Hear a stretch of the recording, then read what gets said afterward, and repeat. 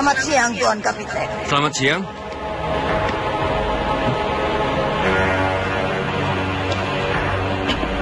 Siapa kamu? Aku Malam. Di mana? Aku di sini. Di awal episode ini, kita menuju pada Mak Lampir yang di saat itu sedang menuju ke markas company yang dipimpin oleh Kapten William. Nenek setan itu benar-benar membuat sang kapten menjadi kaget karena ada suaranya namun tidak ada wujud manusianya. Si lampir pun kemudian menyatakan tujuannya pergi menuju ke tempat tersebut. Pertama, ia mengatakan bahwa ia sudah sering dan banyak membantu company. Kapten William pun mengakuinya. Ia mengatakan bahwa Mak Lampir telah banyak berjasa kepada company, dan ia masih ingat yang terakhir kali adalah ketika nenek jelek itu membantu company di desa Karangsinom, yang ketika itu diserang oleh orang-orang golongan putih. Oleh karena itu, si lampir pun kemudian meminta upah agar company menangkap Kiai Jamas. Kapiten William pun kemudian bertanya apa alasan mereka menangkap Kiai Jamas, sebab mereka tidak bisa menangkap begitu saja tanpa memiliki alasan yang jelas. Si lampir pun kemudian menjelaskan alasan liciknya. Sebagai kiai, mereka punya pengaruh yang sangat luar biasa. Karena itu, dia bisa saja menghasut rakyat untuk memberontak kepada company dan kepada sultan. Itulah sebabnya para kiai sepuh itu harus segera ditangkap.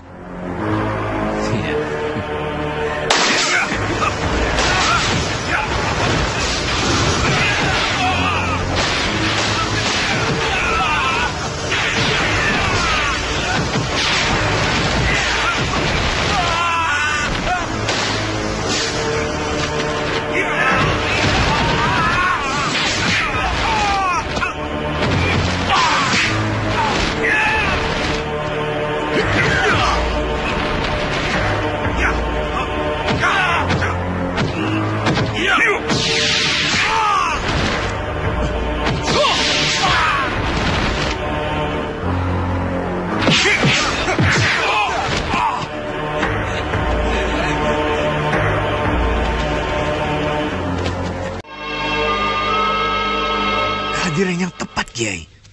Bagaimana dengan Sultan, Kiai? Kiai Jamas pun menyampaikan kabar tentang keputusan Sultan Amangkurat yang tidak bisa diganggu-gugat. Kiai Basari yang polos itu pun mempertanyakan apakah Sultan tidak mengetahui kalau keputusannya itu keliru dan akan menimbulkan banyak pertentangan. Kiai Jamas pun menjawab bahwa Sultan sudah pasti tahu, apalagi dengan adanya kabar pemberontakan dari Trunojoyo dari wilayah timur. Kiai polos itu pun kemudian mempertanyakan tentang sikap mereka terhadap company yang merajalela. Satu persatu wilayah telah jatuh ke tangan company. Awalnya memang orang-orang Belanda itu berdalih atas dasar persahabatan, namun lama-kelamaan mereka mencaplok wilayah-wilayah strategis, terutama perdagangannya. Kiai Ageng Jumantoro pun kemudian mengatakan bahwa mereka harus menentang keputusan Sultan. Kali ini mereka juga memiliki kesempatan untuk menekan Raja Mataram tersebut. Sekarang kita punya kesempatan untuk menekan Gusti Sultan. Bagaimana caranya? Kita ajukan syarat. Pusaka keraton kita kembalikan. Tapi Baginda harus memutuskan hubungan persahabatan dengan company. Wah, bagus sekali itu. Cukup jitu juga usul dari Kiai Ageng Jumantoro, walaupun sepertinya akan tetap sulit, sebab Sultan memiliki alasan tersendiri yang menurutnya benar. Para kiai itu pun kemudian berpisah dengan tugas dan tujuan masing-masing. Bagaimana, Kiai? Ada apa? Menurut firasatku, akan ada tamu di rumahku. Oh ya? Mari kita pulang. Mari. Kita sudah sampai, Bulan. Kini kita menuju pada Nyi Waring Ireng dan Putri Rembulan yang di saat itu telah sampai pada sebuah bukit yang di depannya terdapat sebuah gua. Wanita tua itu pun kemudian mengajak muridnya untuk masuk ke dalam gua. Namun Putri Rembulan tampak penasaran apa yang akan dilakukan oleh gurunya di tempat terpencil tersebut. Mereka pun kemudian masuk dengan menuruni gua yang ternyata cukup curam untuk memasukinya. Letaknya pun cukup tersembunyi, dan mungkin kalau tidak dilihat secara teliti, maka orang tidak akan tahu kalau di tempat tersebut ada sebuah gua. Bulan, sembunyilah ke tempat yang aman. Untuk apa, Guru? Nanti kau akan tahu sendiri. Cepat!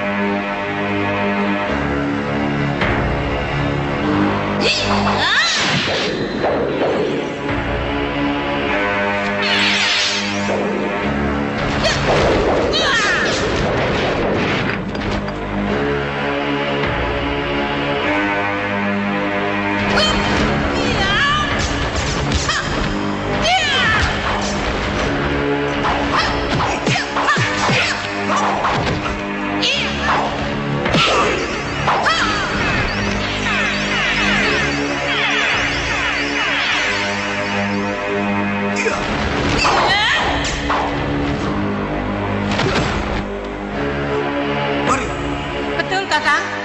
Aku Waring Irang. Hah? Kenapa kau menggangguku? Hah? Kakang, tunggu. Aku ada urusan Jangan mendekat. penting. Lihat, Kakang, apa yang kubawa ini?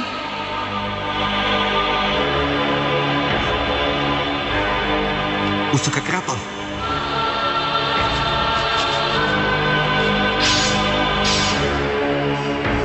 Tidak salah lagi. Ini pusaka keraton. Ternyata orang yang dikunjungi Nyi Waring Ireng itu adalah saudara seperguruannya yang bernama Ki Hajar Teluh. Orang itu pun langsung mengenal tombak amal Qurani ketika pertama melihatnya. Nyi Waring Ireng pun memberitahukan kalau ia mencuri tombak tersebut dari keraton Mataram. Namun ia kini menjadi buronan, sehingga Ki Hajar Teluh pun kemudian mengatakan bahwa untuk sementara Nyi Waring Ireng bisa bersembunyi di tempat itu. Memang hal itulah tujuan wanita tersebut menuju ke tempat saudara seperguruannya, yaitu untuk meminta bantuan. Wanita tua tersebut pun kemudian memperkenalkan muridnya. Lalu ia mengatakan kepada Ki Hajar Teluh bahwa sekarang ia membutuhkan pengikut untuk menggempur Mataram. Kini kita menuju pada padepokan Kiai Jamas, di mana pada saat itu tampak sang kiai sedang kedatangan tamu, yaitu Kiai Jabat dan Kiai Ageng Sebayu. Sang kiai pun mengajak kedua tamunya itu untuk masuk ke dalam rumah. Namun mendadak saja ada tamu tak diundang yang menghampiri mereka. Selamat siang. Siapa di antara tuan-tuan yang bernama Kiai Jamas?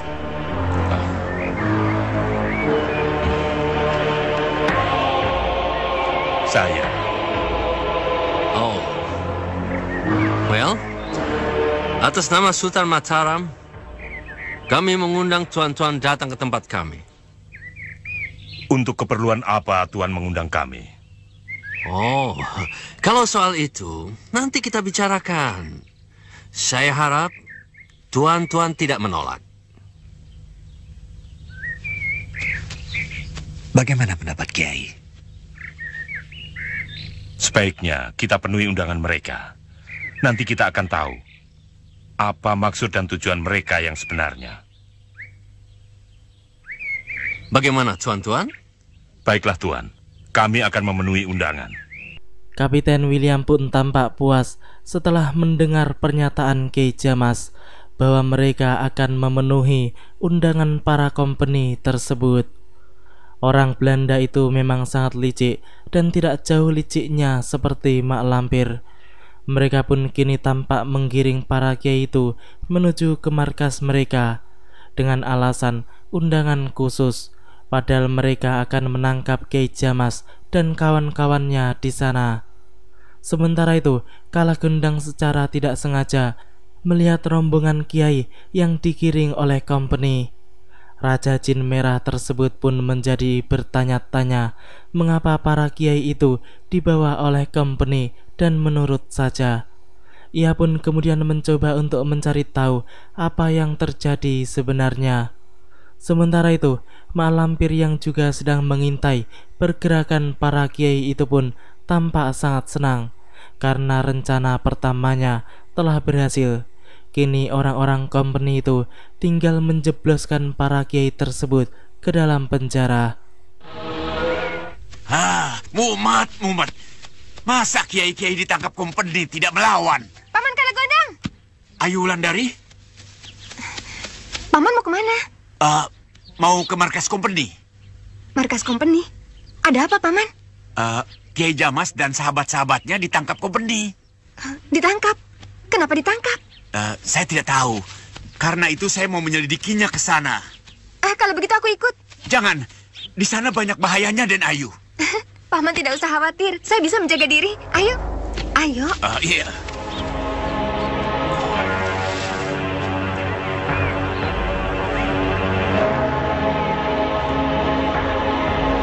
Aku mau masuk mencari Kiai Jamas. Aku ikut. Jangan, Den. Di dalam sangat berbahaya. Sebaiknya Den Ayu tunggu saja di padepokan, ya? Kalagundang sama sekali tidak menyadari bahwa Ayu Wulandari yang sedang bersamanya itu adalah Ayu Wulandari palsu alias samaran Mak Lampir. Setelah melihat Kiai Jamas di markas company, Kalagundang pun segera kembali menuju padepokan Kiai Jamas, sebab ia sudah menyuruh gadis tersebut untuk menunggu di padepokan itu sebelumnya. Ayu Wulandari itu pun kemudian bertanya kepada Kalagundang apakah pamannya itu sudah mendapatkan kabar berita dari gurunya Kiai Jamas. Kalagundang pun kemudian menjelaskan kepada Wulandari bahwa Kiai Jamas berpesan kalau mereka harus waspada sebab mungkin saja ada yang memancing ikan di air keruh. Dengan kata lain, ada orang yang hendak memperdaya mereka. Oh ya, Paman. Aku dengar guru menangkap si Grandong. Apa betul? Rasanya nggak mungkin ya, Paman? Memangnya kenapa? Si Grandong kan sakti. Nggak mungkin. Tidak mungkin. Ini buktinya. Tuh, aku masukkan ke dalam cupu ini. Masa? Tidak ada apa-apa? Jangan-jangan si Grandong sudah meloloskan diri. Tidak mungkin, Den Ayu. Tubuhnya saya sudah ikat dengan tali Jala Sutra Dewa. Jadi tidak mungkin lolos begitu saja. Coba Paman keluarkan. Ayolah, Paman. Aku ingin melihatnya. Jangan khawatir. Si Grandong kan diikat tali Jala Sutra Dewa. Tidak mungkin dia bisa meloloskan diri. Ayolah, Paman. Tampaknya hal itulah yang dimaksud oleh Kiai Jamas, bahwa Kalagundang harus waspada dan berhati-hati.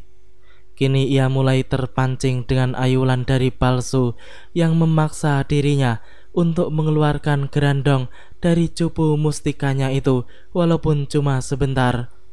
Karena dipaksa oleh Putri Adipati yang sangat dihormatinya, maka Kalagundang pun akhirnya mau menurutinya juga.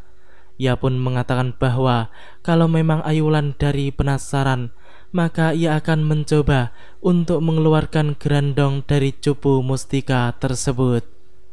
Ayu Wulandari pun tampak senang. Ia mengatakan mengeluarkan sebentar saja sudah cukup baginya. Kalagundang sendiri sebenarnya merasa aneh dengan tingkah Wulandari, namun tidak ada waktu baginya untuk mencurigai Wulandari lebih jauh, sebab ia sudah dipaksa untuk segera mengeluarkan Grandong. Setelah membaca mantra, Grandong pun terlihat benar-benar keluar dari cupu mustika yang telah terbuka itu.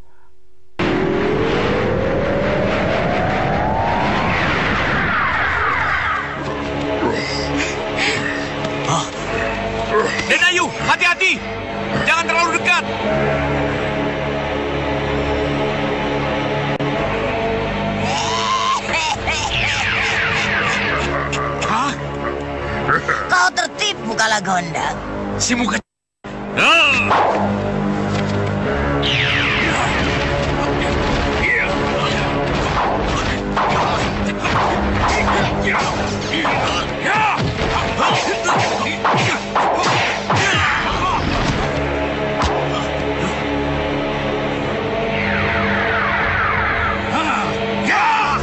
Betul, 1 lawan 1.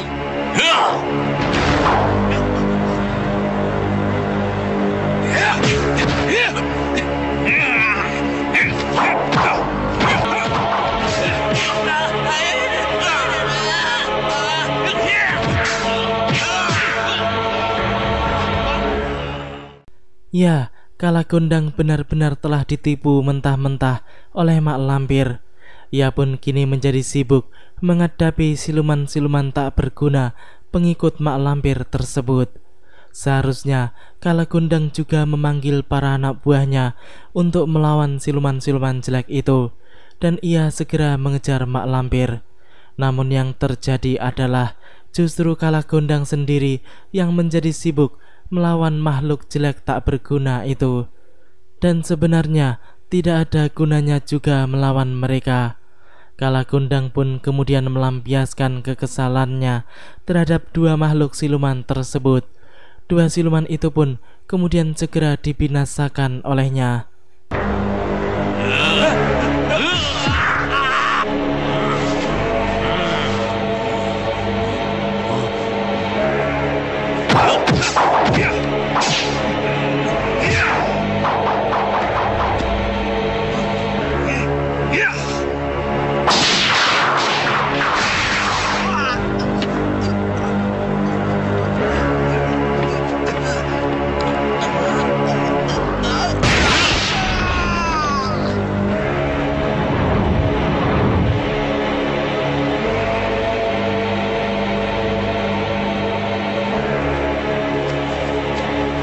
Betul.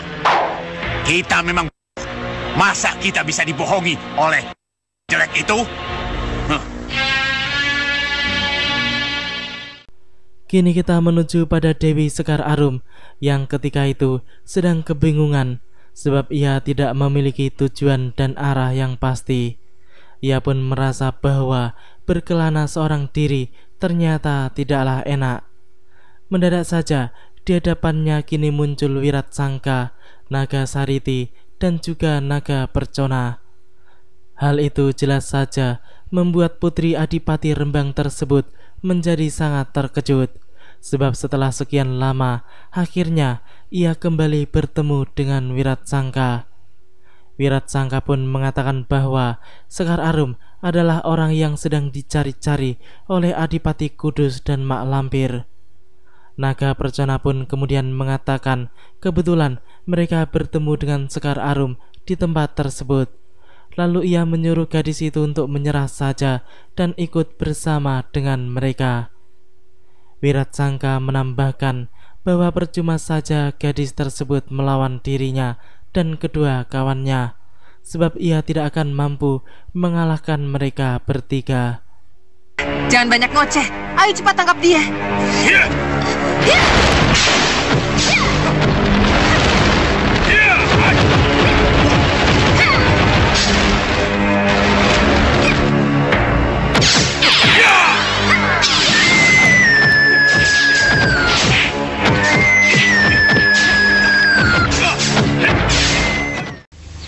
Aku mau menengok guru di padepokannya.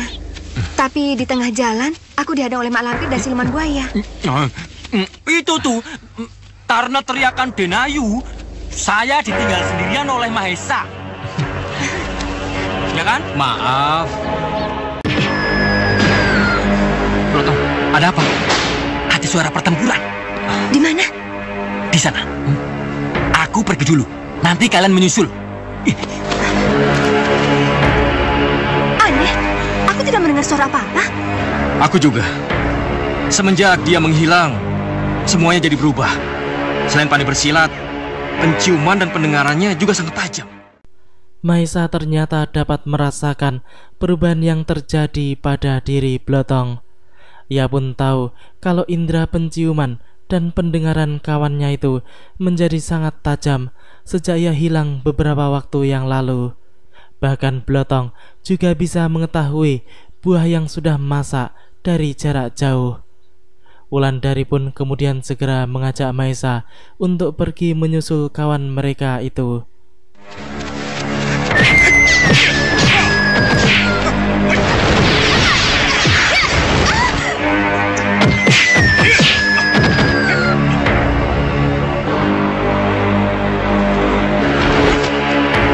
Curang kamu. Kau sendiri yang... Kenapa kau tidak waspada? Sekarang, rasakan ini. Kurang ajar. Siapa yang menyerangku tadi? Ayo, tunjukkan dirimu.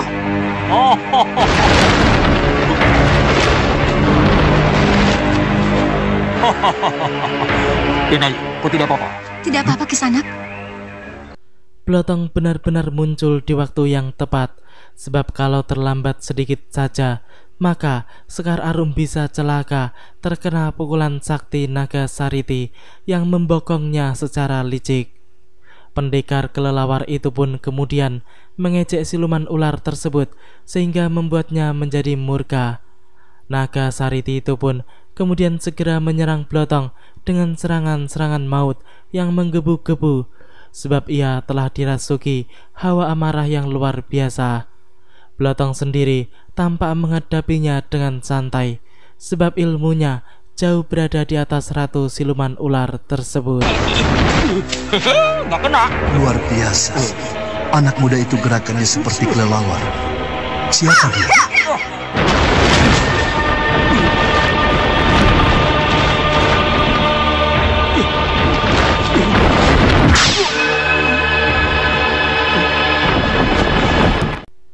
Dasar Blotong terlalu meremehkan lawannya.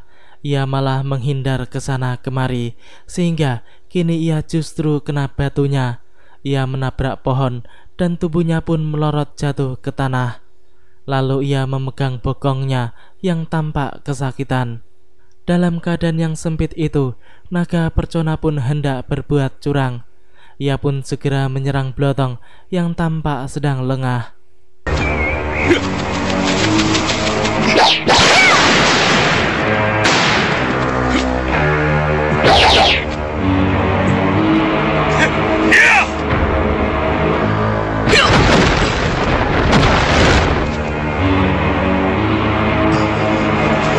Pemuda itu lagi.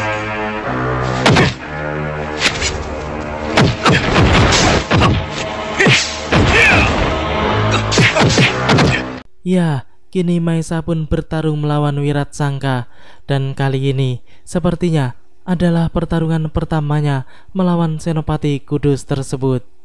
Maesa pun tampak melayaninya dengan tenang. Ia mampu menepis dan menghalau serangan-serangan ganas Wiratsangka dengan sempurna. Bahkan serangan Maesa juga tidak kalah berbahayanya. Melihat pertarungan tersebut, naga Percona pun tampak tidak sabar, sehingga ia pun segera terjun ke kancah pertempuran, lalu disusul dengan naga Sariti.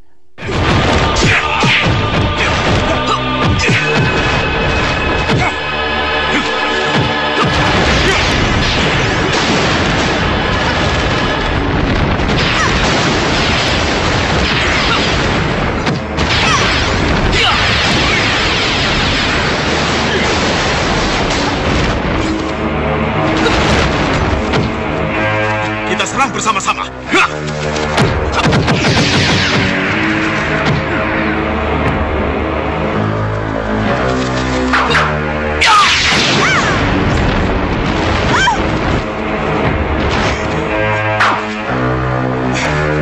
Kakangmu tidak apa-apa.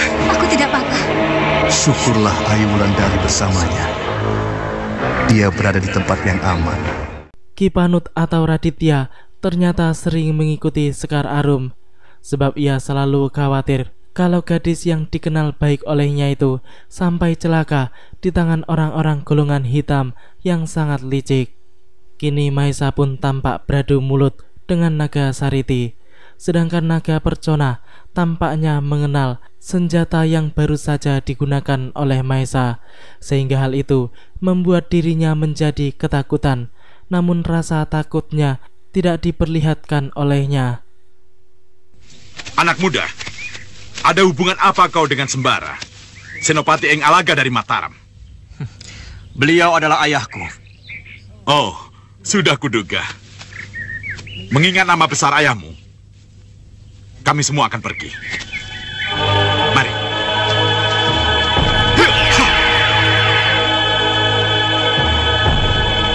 Aduh, sayang sekali. Gara-gara kamu, ketiga siluman itu jadi pergi. Biarkan saja, yang penting kamu selamat. Tunggu dulu. Lotong, ada apa? Lotong, ada apa? Nggak tahu. Tadi di sini ada orang, tapi sekarang sudah pergi. Aku senang melihat Kakang Mbok selamat. Terima kasih atas bantuan kalian. Oh iya, sekarang Kakang Mbok mau kemana? Aku mau pulang ke Rembang. Salam untuk Blotong. Selamat tinggal. Kenayu, mau kemana?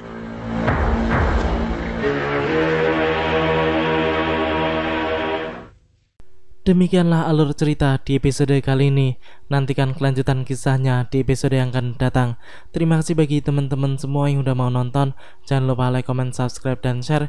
Dan juga nyalain notifnya. Wassalamualaikum warahmatullahi wabarakatuh.